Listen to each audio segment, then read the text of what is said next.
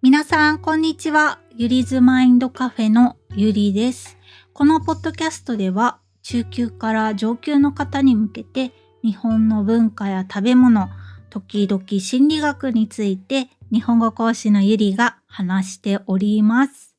ちょっと難しい言葉を使うこともあるポッドキャストですが、ぜひリスニングにチャレンジしてみてください。最近、誰かと喋るポッドキャストがなかなかできないんですよね。日本は12月くらいになってくると、年末年始に向けて、みんなが忙しくなってくるんですよね。なかなか予定が合わないです。そんなわけで、今日も一人でまったり、のんびり好きな話をしようかなと思っているんですが、今日は特に見せるものがないので、ポッドキャストは音声のみです。YouTube の方では字幕付きで公開しているので、よかったらそちらも見てください。では、今日のテーマなんですが、最近日本語講師を始めてからソーシャルメディアを始めたんですよ。それでいろいろと思うことがあったので、今日はその話をしたいと思っています。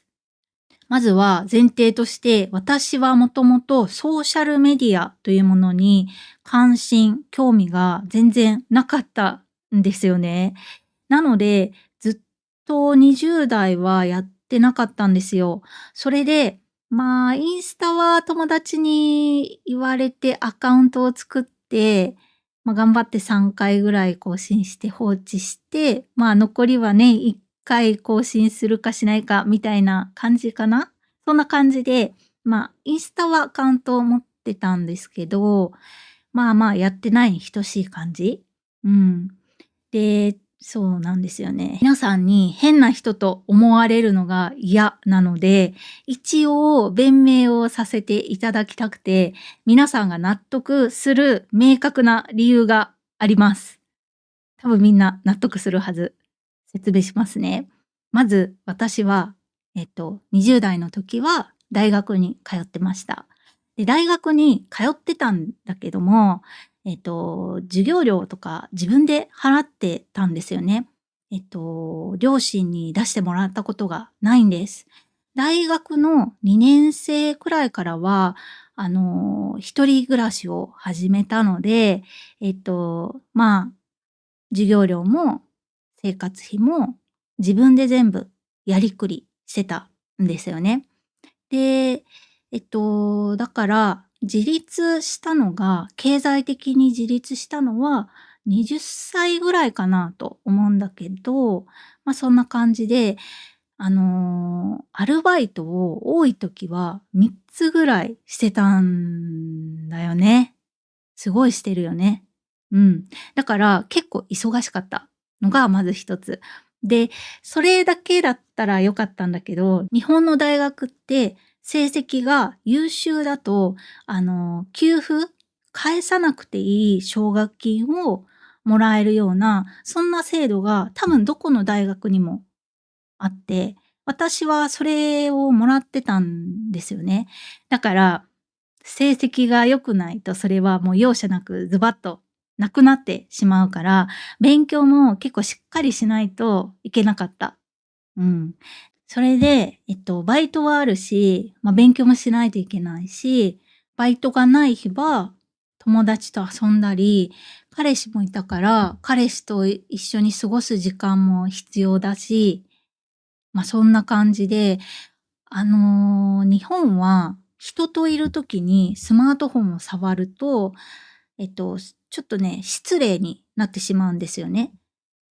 あの、今この時間がつまらないっていうことになっちゃうんですよ。だから人といるときはスマホを触れない。勉強してるときは触らないし、っていう感じで、そもそもスマホを触る時間っていうのはあんまなかったんですよね。で、大学時代はそんな感じで、何が言いたいかっていうと、結構毎日忙しく過ごしてたんですよ。で、大学教員になってからも、やっぱり授業の準備があるし、それ以外の時間は大学教員って論文を書かないといけないので、論文を読んだり書いたりする時間が必要ですよね。で、やっぱり時間がないんですよね。まあそんな感じで、やる暇が物理的になくて、今に至るっていう、そんな感じなんですよ。明確な理由じゃないですか。やりたくてもやる時間もなかったというか、後回しになってたんですよね。話がだいぶ脱線したんですけど、そんな感じで、日本語講師になって初めてソーシャルメディアをやる時間っていうのができて、やり始めたんですよね。それは同じような、日本語講師の方の情報をリサーチしたりとか、YouTube とか、ポッドキャストとか、インスタとか今やってるんだけど、それとかね。それで、いくつか自分の中で、あれソーシャルメディア始めて変わったなっていうことがあったんですよ。で、今日は皆さんにそれをシェアしたいと思ってるんです。ソーシャルメディアは多分みんなの方が先輩だと思うんですよね。ちょっとね、ソーシャルメディアはまだ1年生なので、アドバイスが欲しいんですけど、まず一つ目ね。一つ目は一番大きな変化です。これ何かというと、長文が読めなくなりました。長い文章が読めなくなりました。これみんなどう？変わらず長文は読めますか？長い文章は読めますか？これはソーシャルメディアを始めたデメリットですよね。本を読んでいても途中で集中力が切れてしまって、なんかちょっと別のことしたいなとか、1ページ読んだらなんかちょっと違う情報入れたいなって思って、ちょっとスマホを見てしまうみたいな、そんな状況です、今。多分、ソーシャルメディアって短い文章が多いので、それで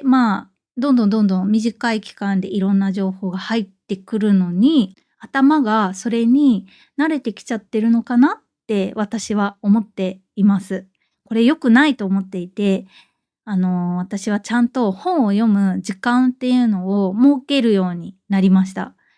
図書館で本を借りてきて読むっていう。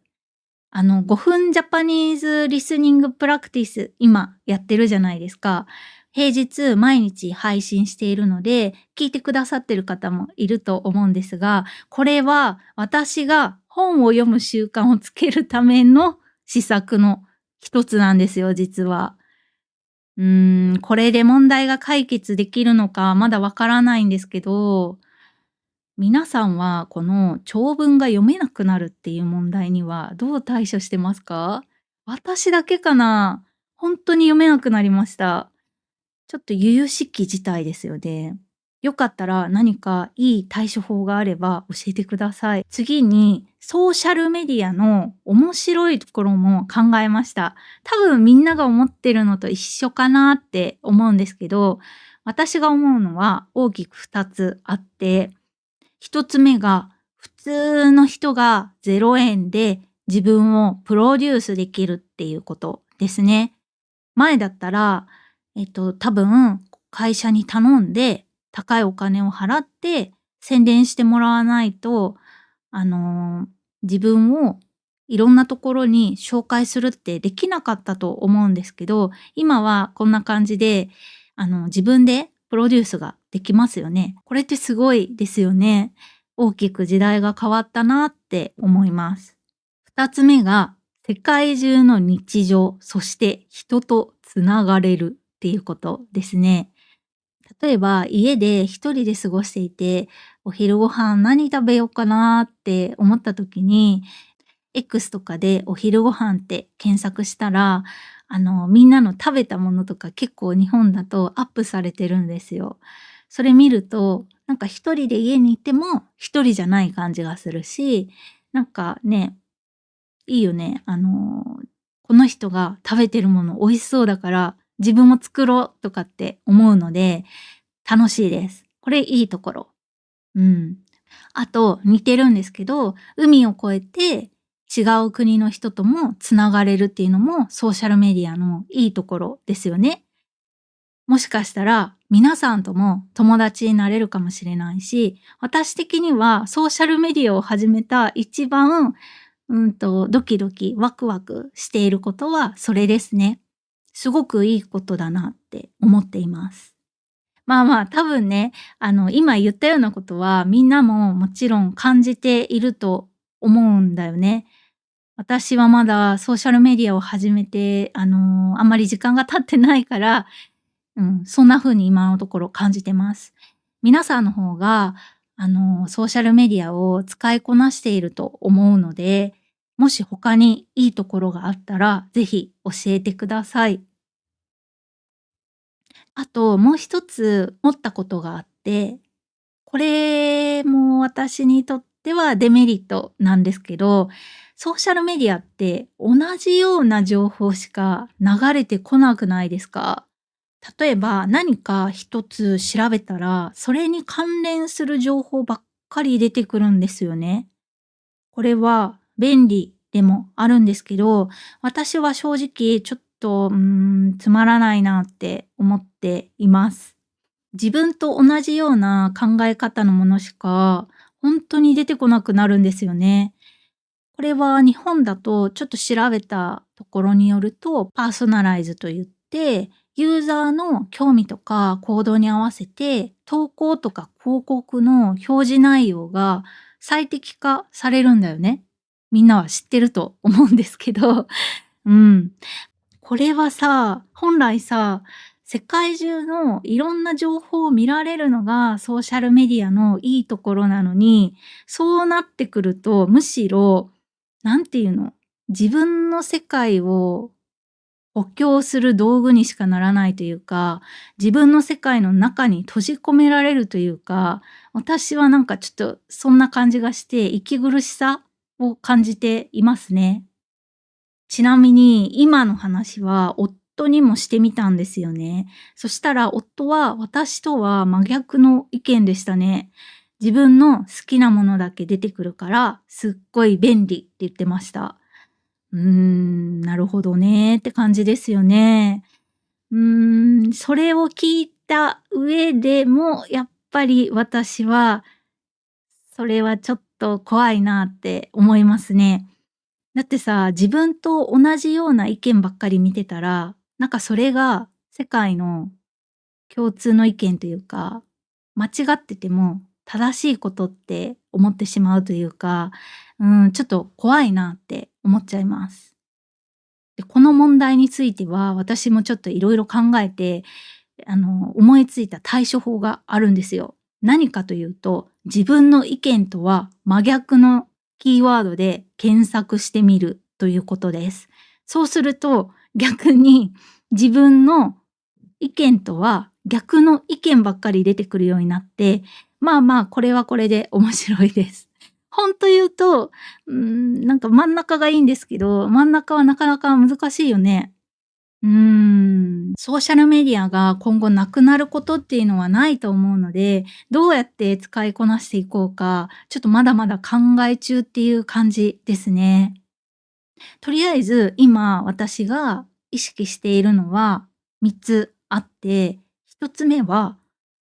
長文を読む時間をしっかりと確保するということを大切にするということですね。2つ目は自分の世界に閉じ込められないような工夫をする必要があるということ。逆検索するとかね。その必要があると思ってます。で、3つ目は、やっぱりソーシャルメディアはいろんな世界とつながれるところが楽しいのかなって今のところ思ってるので、その楽しみを感じられるような使い方をする必要があるかなっていうふうに意識するようにしています。皆さんはどうですか？ソーシャルメディアの、便利なところとか怖いところっていうのはどんな風に感じていますか？一緒かな？結構いろんな問題があるよね、ソーシャルメディアは。皆さんはどう対処していますか？もしこういう使い方がおすすめだよっていうのがあったらぜひ教えてください。では今日はこの辺りで終わります。また次のエピソードでお会いしましょう。バイバイ。